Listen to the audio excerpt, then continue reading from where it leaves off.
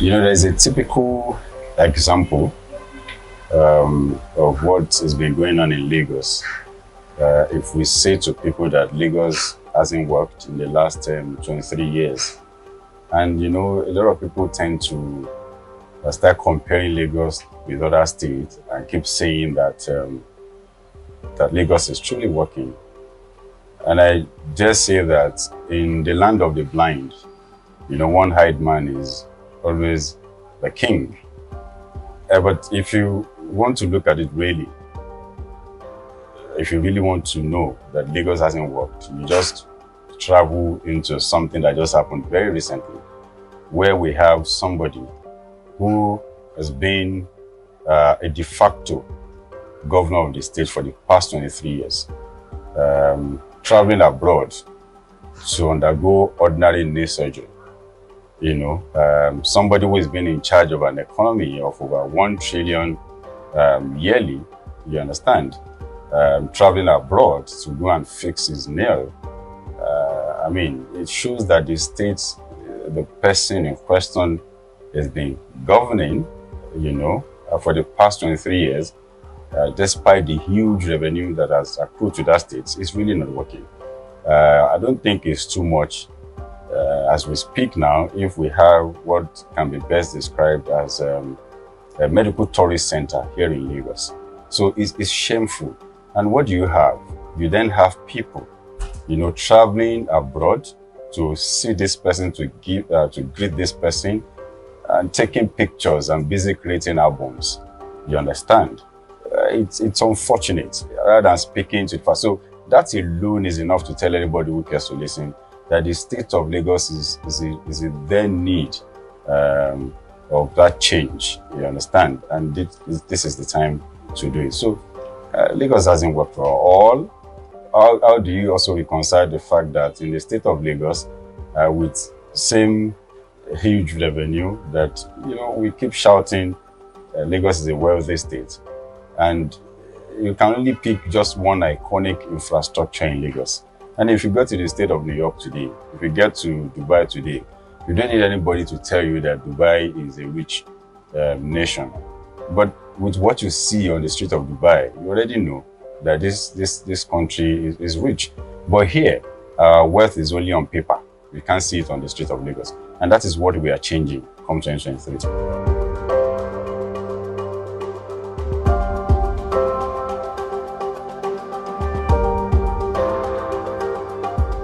Well, I think with what we have done, we've been able to tell anybody who cares to listen that we're not robots after all in Lagos. Yes, we can be very patient, we can be very tolerant, but it's about time, and that is what we showed. Last week Friday, when we had a move from APC to PDP in huge numbers, to tell everybody that, look, we're not static. Yeah, we've seen what is going on, and we're not comfortable with it anymore. So what we have done is to create the necessary implosion within the strong base of the status quo, so that all of us can come together, inject our numerical strength in an existing political party, which equally has structure, and see how we can wrestle this power. So for people in Lagos, what we just need you to believe is to just change your thinking about, Lagos can't be taken from this person, it can't be taken. No dynasty reign forever. All we need to do is to come together, join forces, and see how we can truly, take our state back from that individual and give it back to the people of Lagos. That is what that has indicated.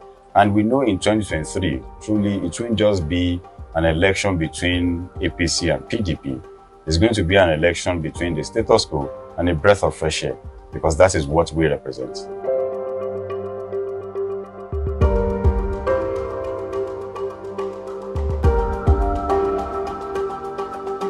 Yeah, of course, a lot of people have also showed concern, saying why PDP and why not a new political party? Why didn't you form your own political party and stuff like that?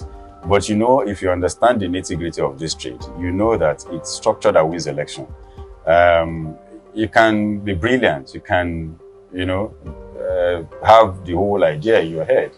But if you don't have structure, structure means that you have people who are rooting for you at every polling unit, at every ward, to help drive home your ideas. You can't get it done. And PDP and APC are the two major political parties in Nigeria today that have got that structure. So for young people who look at both parties as the same thing, they've forgotten that, look, it is not about that name, that three-letter word, PDP or APC. It's about the people within the party. So if we're saying that as young people, if we inject our numerical strength, if we populate that political party, we have huge numbers to change so many things. And if we're able, to wrestle that power, all the reforms that we keep talking about that they have refused to do for us, we can then do it by ourselves. But if we say, yes, we want to form a new political party, don't forget, these established political parties are there to frustrate our effort. I can remember when the moment after the NSAS protest, and everybody was okay, they found their voices now, they can just go and form their own political party. Yes, few people decided to come together and, try to float what they called youth party at that time. So at about the same week, if you go online, you then see youth party, youth political party, young people party. It was the establishments that quickly come up with, numerous names like that, so that will frustrate this whole thing. And up until today, where are we with that? But we're saying that, we can populate, an existing political party with our huge numbers and see how we can wrestle this power from within. It will be so hard to do from outside. Like what we're doing what we did with APC. It would hard to find an outsider to come do that. But because we're part of, the status quo, we were part of it, it was easier for us to say, what, guys, we're done with these people. And we took all the foot soldiers off them. They're all by themselves now. And like I said, if they truly want people to send on errands, they should bring out their own children, because we have left. We're now in PDP.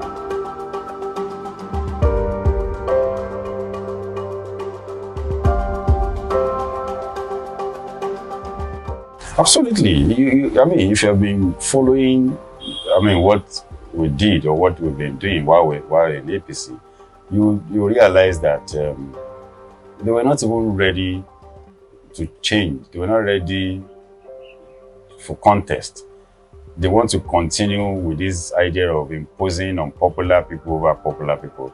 Or in a situation whereby one person sits and says, no, this is the person that's going to go, irrespective of what you've got. And we're not wired that way. When we saw it, we challenged it. No, it can't continue like this. What we have is people who are supposed to be loyal to those they are representing and not loyal to one particular person, because they know it's the person that can tell them you're not going anymore or you're still going to go. So that is what we fought, And we also looked at the whole thing that is happening within the party, both at the state level and national level. There is no future with APC, and we needed to quickly do the needful. If you look at it today, I think they're about to swear in their own state executives in Abuja today. Litigation here and there. They want to do convention on the 26th of this month. Today is the third day of the month. INEC is saying they've not gotten anything from them, and you have 21 days to inform INEC, to do this. So if you look at that, really, that doesn't speak well of a party who is truly ready to get things done. And we can't just sit there and allow them to waste our time. So the best thing for us to do is to move, and that's what we've done.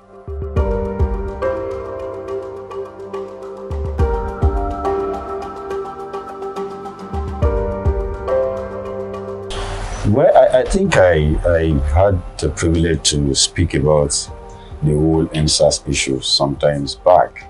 And I must say that, the governor started well, but unfortunately, because, and that's what we are also waiting for, because he is not an independent governor, so he was unable to finish well, right? The whole NSAS issue, if I were the governor, I would, return to Lekki, before even imposing the curfew. It was this whole curfew that got the whole thing aggravated. So what I would have done differently would be to return to Lekki and address them in Lekki. Like, guys, don't forget we started this together. I was here sometimes back. I took your letter to Abuja, but something is happening outside here. In Ajebule, they've started burning police station. In this place, they've killed 2 policemen. Here, they've attacked people and all of that. And I don't want that to spread here. So what I want to do as the Chief Security Officer of the state is to deal with that matter. So I would beg that you excuse me for a while so that I can deal with those miscrimes. So I'm imposing a curfew so that I can deal with those guys that are, and by tomorrow, you can resume here and let's get it started again. I mean, at that point, I am sure they would listen. So look, because nothing has happened in Lekki. I mean, all the things that I mentioned never happened in Lekki. But what did they do? They just issued, what's it called, curfew at about 10 o'clock in the morning or 11 o'clock in the morning, saying that it can start at 4 p.m. In Lagos, even when you leave wherever you are, you can't even get to your destination in another 3 hours due to traffic. So all of that can't work. So that is what I think you have done. Okay, fine. What has happened in Lekki happened. Thereafter, there were soldiers in Lekki and gunshots and blah, blah, blah. So started another argument about who called soldier, who didn't call soldier. I don't think I need to even bother myself about who called or who didn't call. The fact remains that soldiers were in Lekki, where I am the Chief Security Officer. I mean, it's enough for me to take responsibility and stop shifting the blame. Or is it the aftermath of the JPI reports of the NSAS that where you were struggling whether there was massacre or no massacre? You don't need to argue whether there was massacre or no massacre. With the fact that the government pathologist who was part of the panel also reported at least 1 death in Lekki, you would have considered that 1 death too many, and apologize, and let's move on. But you see, we don't expect you to be perfect as a governor. We need you to, yes, you can make mistakes because you're human, but take responsibility and apologize to us as your people and then do the needful thereafter. That is what I would have done differently.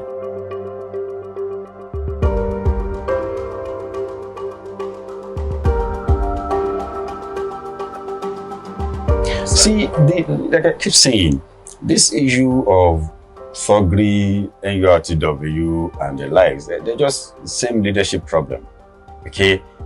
If, as the Chief Security Officer of the state, or as the governor of the state, yes, all the parks, where these NURTWs are operating, they're government properties. So you put them there in whatever name.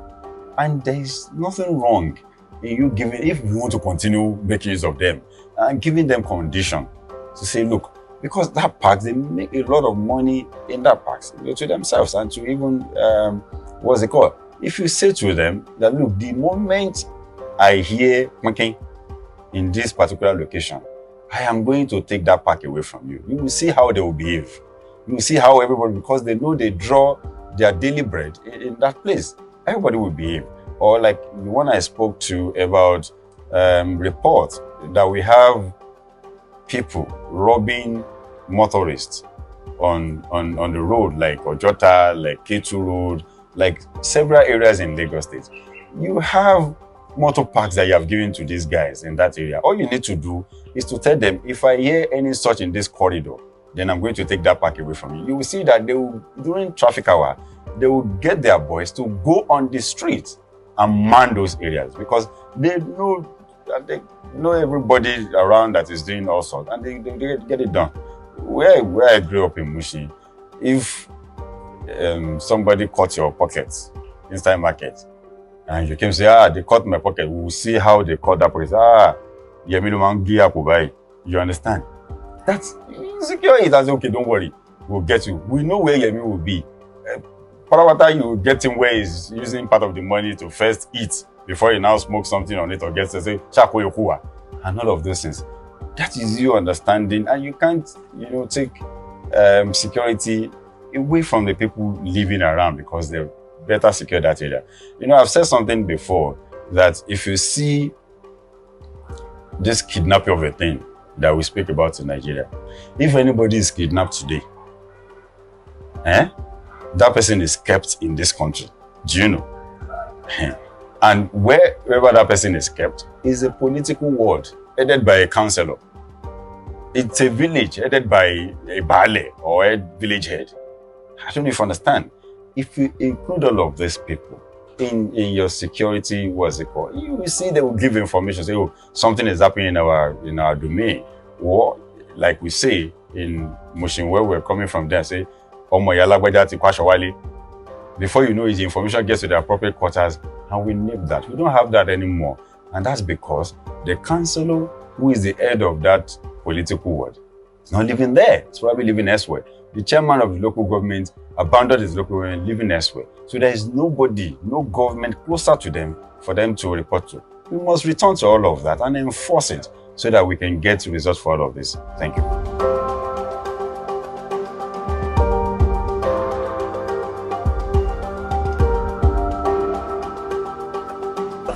That's a constitutional matter. It will continue to be like that until the constitution is amended, to suit all of that.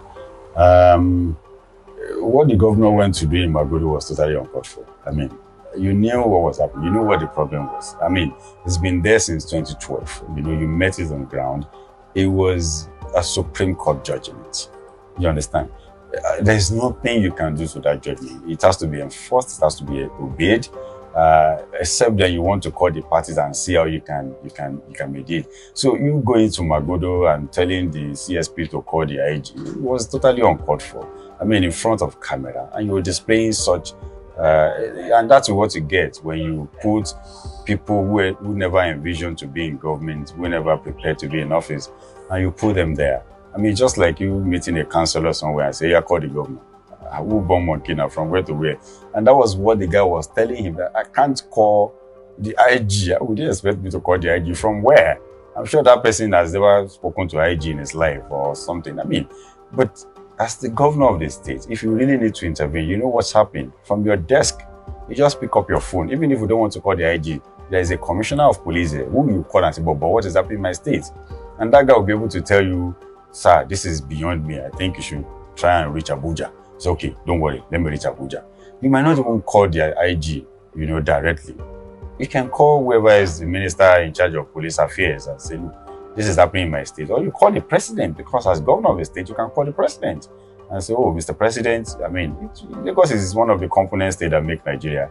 I'm having this situation in my state. I need you to intervene. The IG is there. You don't even need to call the IG. The IG is there, and I guess perhaps he's taking the law into his hand.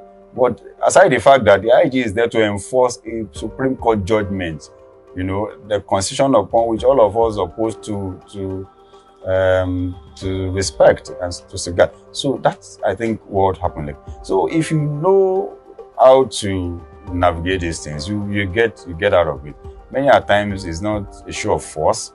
It's dialogue. Is making sure that you allow superior thinking to prevail many a times. My plan for 2023 is to win and be installed as governor of Lagos State, May 29, 2023. That's it. All of this that we are doing, it's about that.